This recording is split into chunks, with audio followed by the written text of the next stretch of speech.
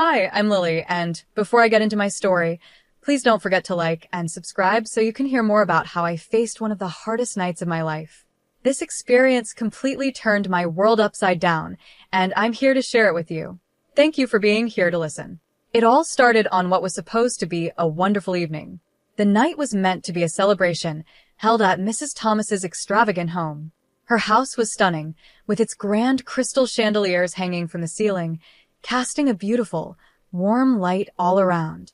The dinner table was perfectly set, with fine china that looked like it had come straight out of a high-end store, each piece gleaming under the soft glow of the lights. It was the kind of family dinner where everyone was supposed to enjoy themselves, and I was genuinely excited. I had some incredible news to share. Recently, I had been promoted at work, and it was a big deal for me.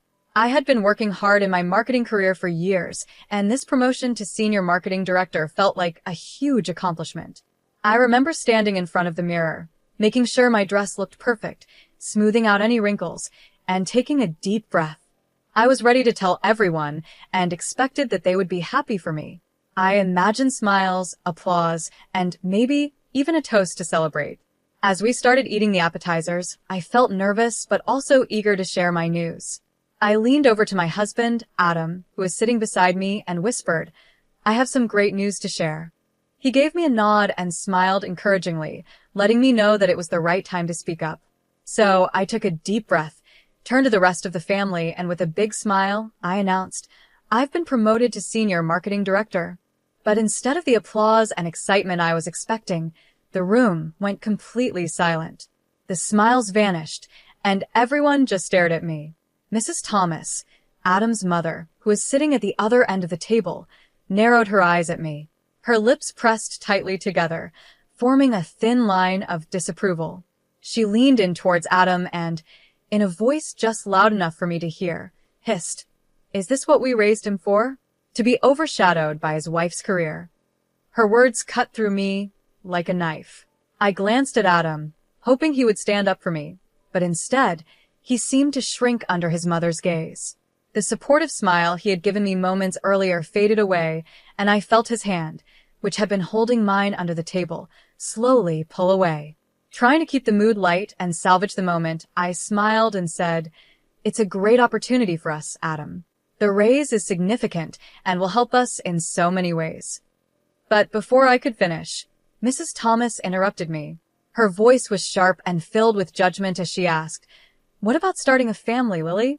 Do you really think money can replace the joy of having children?" Her words hit hard, and before I could respond, Adam, who had been silent up until now, joined in. His voice had turned cold, much colder than I had ever heard it. "Yeah, Lily," he said. "When are you planning to slow down and settle into family life? This career isn't everything." I was stunned. My heart sank, not just from the words, but from the betrayal I felt in Adam's voice. This was the man who had always been proud of me, who had supported me every step of the way in my career. And now, here he was, siding with his mother against me. With my voice trembling, I replied, "I thought you were proud of me." By now, the main course had been served, but the joyous atmosphere from earlier was gone. The conversations around the table shifted to other topics, but the tension was still there, hanging in the air like a thick fog. The roast beef on our plates was simmering, but the tension between Adam, his mother, and me simmered even more. Adam's behavior became more and more hostile as the evening went on. Every glance, every word, was filled with disapproval, just like his mother's. It felt like they were teaming up against me, and I couldn't understand why. The people who should have been the most supportive were the ones making me feel small.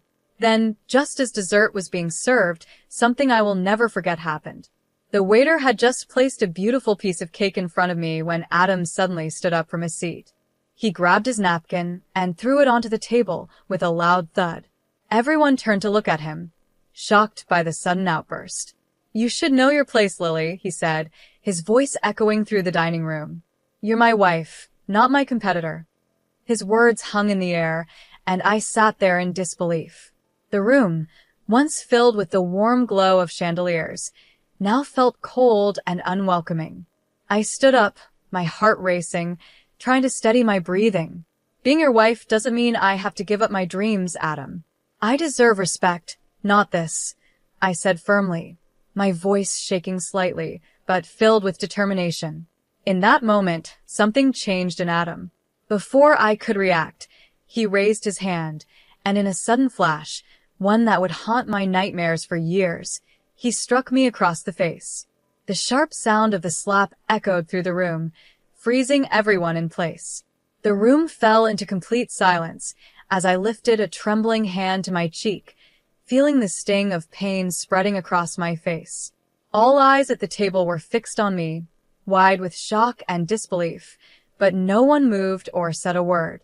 I didn't speak either. Instead, I turned slowly, pushing my chair back. The legs of the chair scraped loudly against the hardwood floor, a sound that felt like it cut through the silence. I began walking toward the foyer, my steps steady even though my mind was spinning. The sound of my heels hitting the marble floor was the only thing I could hear, like the steady beat of a drum marking my escape. I reached for my purse without glancing back. Not even once. I didn't need to. I already knew that what was behind me, my marriage, my life with Adam, was over. As I stepped outside, the cool night air hit my skin, and I closed the door softly behind me. The quiet click of the door closing felt like the final punctuation on this chapter of my life. It was over. My marriage was over. In that moment, standing outside in the dark, cool night, I knew I had to leave. I had to find a place where my ambitions weren't seen as something to be ashamed of, where I could breathe freely and finally be myself again.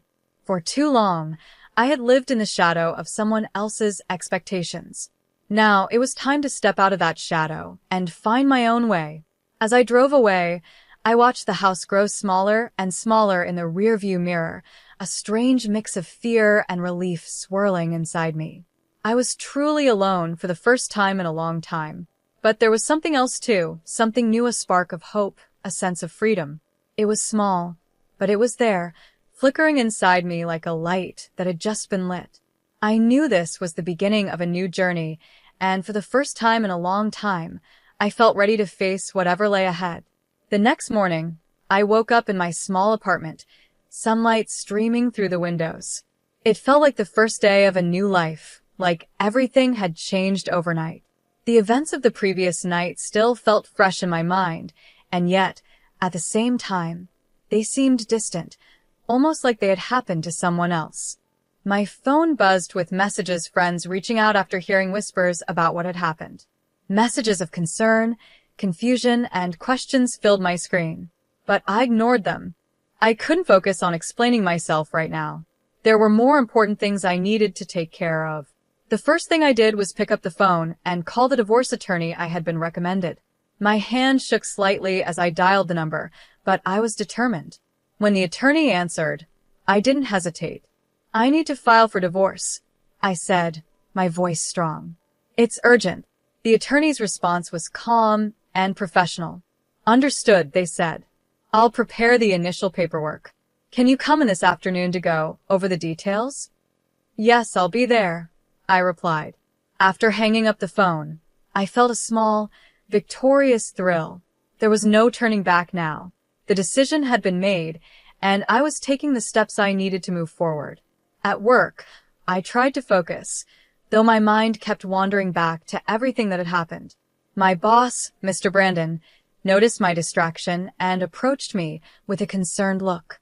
Everything all right, Lily? He asked gently. I'm dealing with some personal issues, but I'll manage.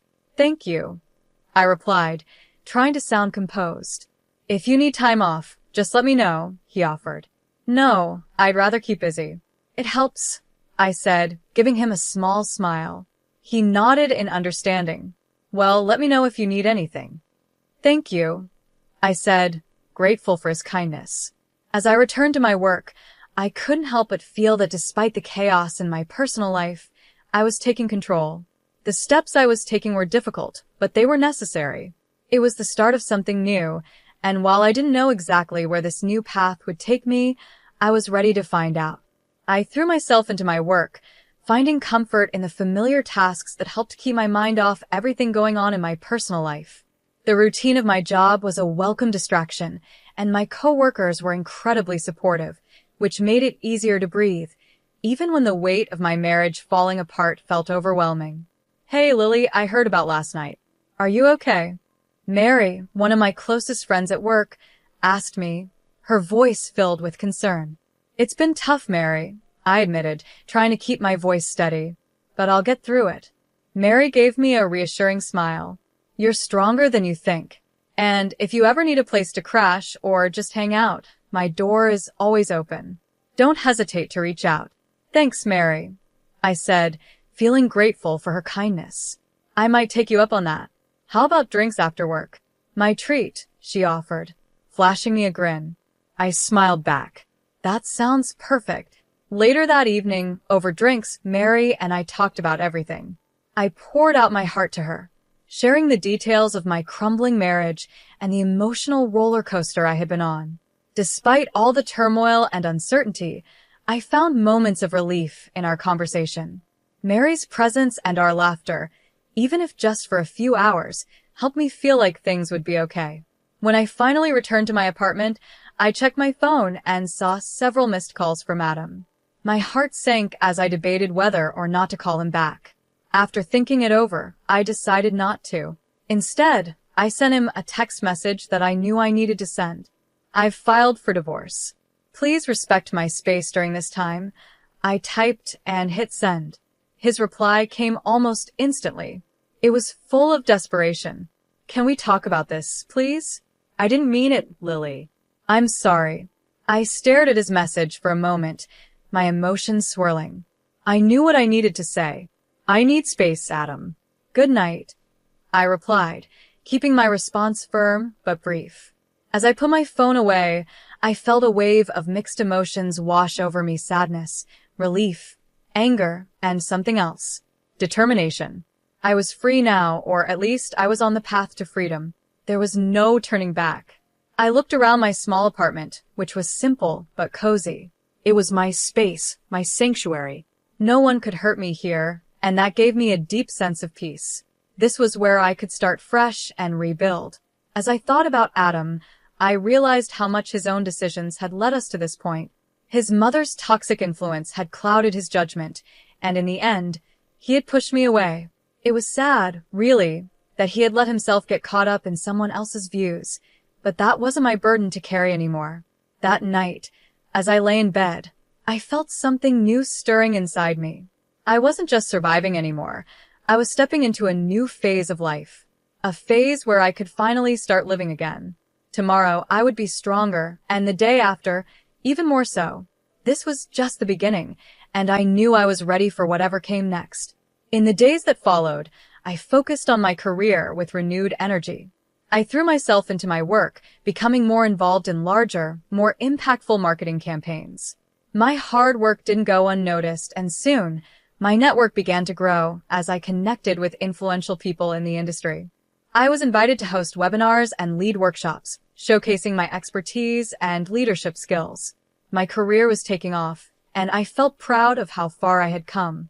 One busy Sunday morning, I was sitting at my desk, reviewing campaign proposals, when my phone buzzed with an incoming call. Glancing at the screen, I saw it was Amy, a well-known contact in the marketing world. "Hey, Lily," she greeted me warmly when I answered. "Hi, Amy. How's it going?" I replied, surprised but pleased to hear from her. "I've got a project I think you'd be perfect for," she said, excitement clear in her voice. "Are you free to chat about it later this week?" My heart skipped a beat. This was the kind of opportunity one had been working towards, and it felt like the next step in my journey to success. "Absolutely," I said, trying to keep my voice calm despite the excitement bubbling inside me. "I'd love to hear more." As I hung up the phone, I smiled to myself. I was moving forward, both personally and professionally. The life I was building for myself was full of possibilities, and for the first time in a long time, I felt truly excited for what the future held. There would still be challenges ahead, of course, but I was ready to face them. I was no longer the woman who had felt small and trapped in her marriage. I was stepping into a new chapter of my life, and I was determined to make the most of every opportunity that came my way. "I heard through the grapevine about what you've been going through," I'm really sorry you had to deal with that, Amy said, her voice sympathetic but still professional. Thanks, Amy. It's been tough, but I'm managing, I replied, trying to stay composed. Listen, she continued. I've been thinking. There's an opening for a speaker at a conference next month. The topic is resilience and leadership, and I believe your experience, both personal and professional, would really resonate with the audience. What do you think? The offer caught me off guard. I hadn't expected something like this, but I knew it was an opportunity one couldn't pass up. Speaking about resilience in front of an audience felt fitting after everything I had been through. I'd be honored, Amy. Thank you so much for thinking of me, I said, feeling a sense of pride. As my career continued to grow, so did my reputation. But with that growth, I also began to hear whispers about Adam. His behavior had not gone unnoticed, and soon enough, people in the industry were talking about it. The same people who once respected him were now distancing themselves. At an industry meetup one day, I overheard bits of a conversation between two executives. He's looking for work again, one of them said, shaking his head. After what he did to Lily, who would hire him? The word stung, but they also felt like confirmation that I wasn't the only one who saw the damage Adam had caused. While my career was thriving, Adam was struggling. The roles had completely reversed. He tried to reach out to me several times, sending messages and asking for help, but I ignored them until one afternoon when I received a text that made me pause. Can we meet? I really need your help, Adam's message read. Against my better judgment, I agreed to a brief coffee meeting. I didn't know what to expect, but I wanted to hear what he had to say. When we met, Adam seemed like a shadow of his former self. His voice was low as he began. Lily, I'm sorry. I was wrong. I've lost so much. I can't find work anywhere. It's like all the doors are closed to me. I listened, feeling a mix of emotions.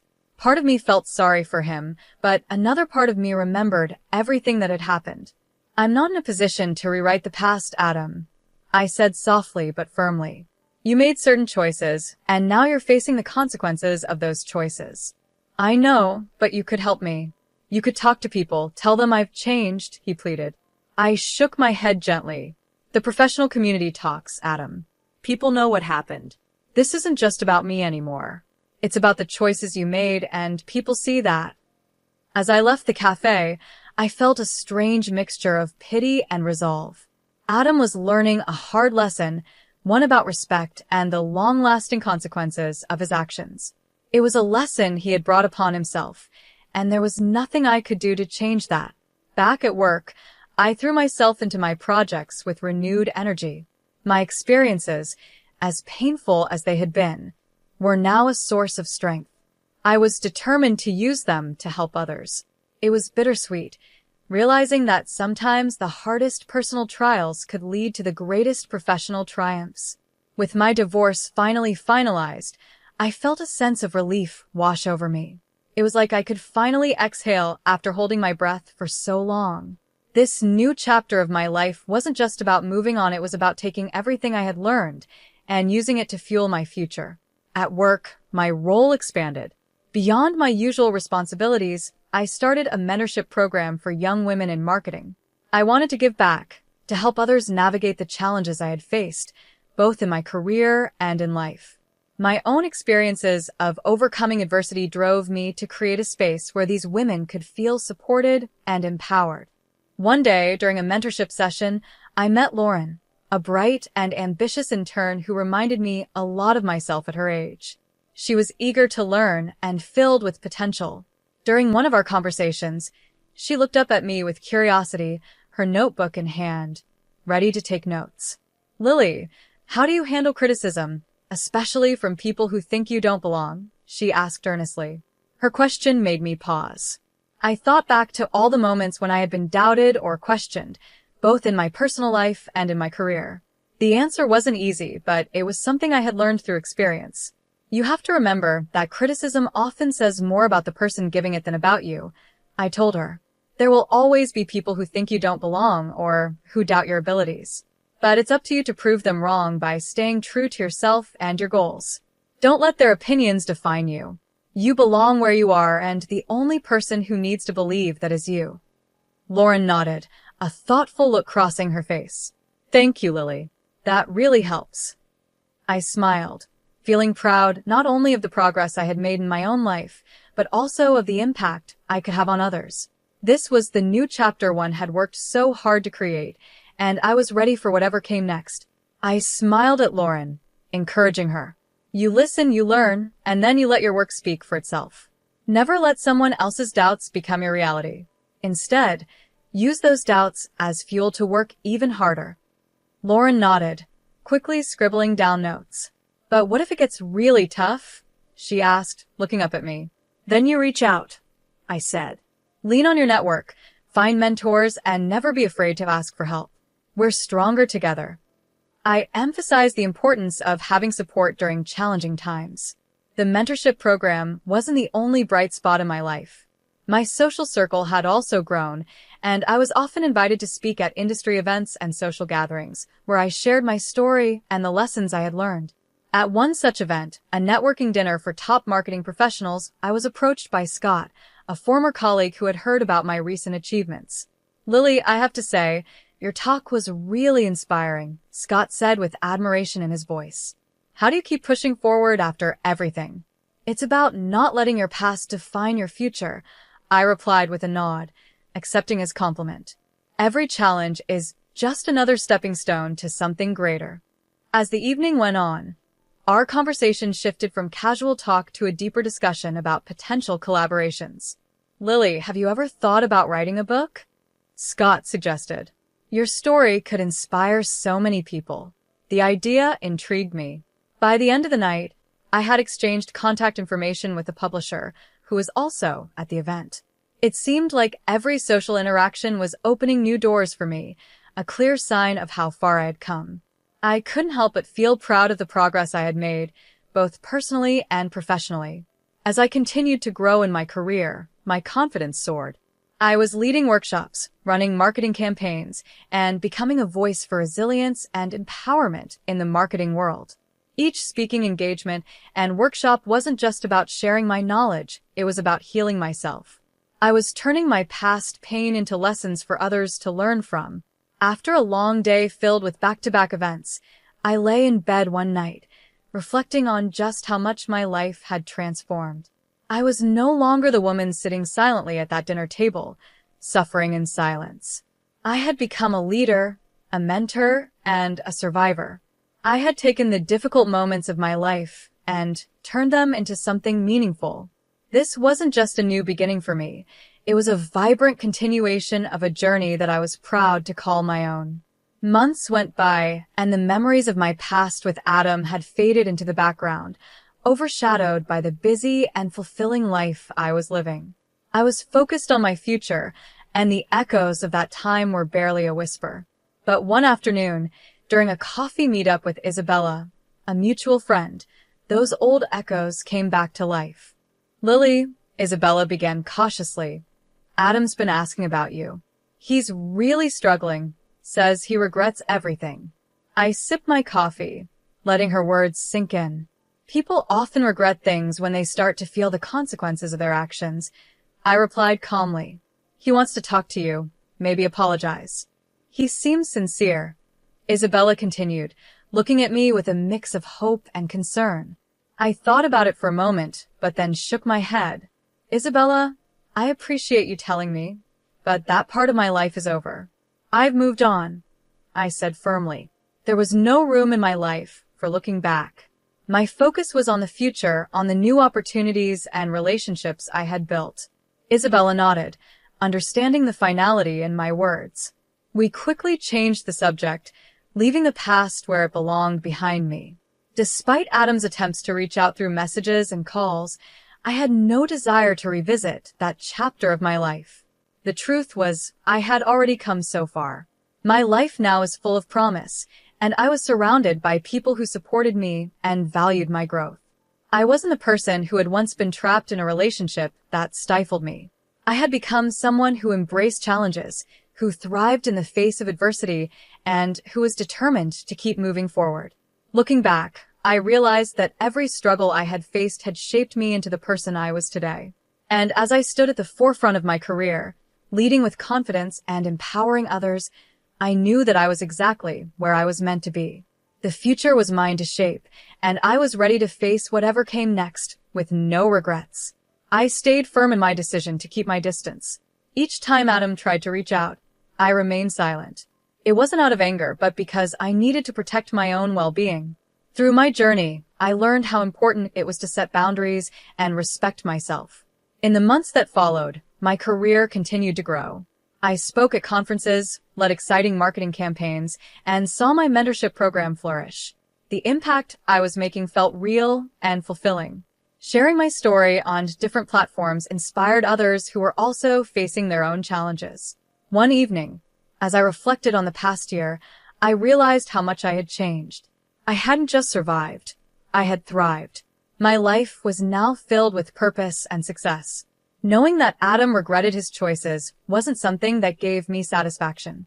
Instead, it reminded me of the serious consequences of disrespecting others. As I closed my journal, which was filled with plans and reflections, I felt a deep sense of peace. My experience with Adam had pushed me onto a path of empowerment and achievement. My victory wasn't in his regret, but in my own strength, turning pain into power and living a life based on my own values.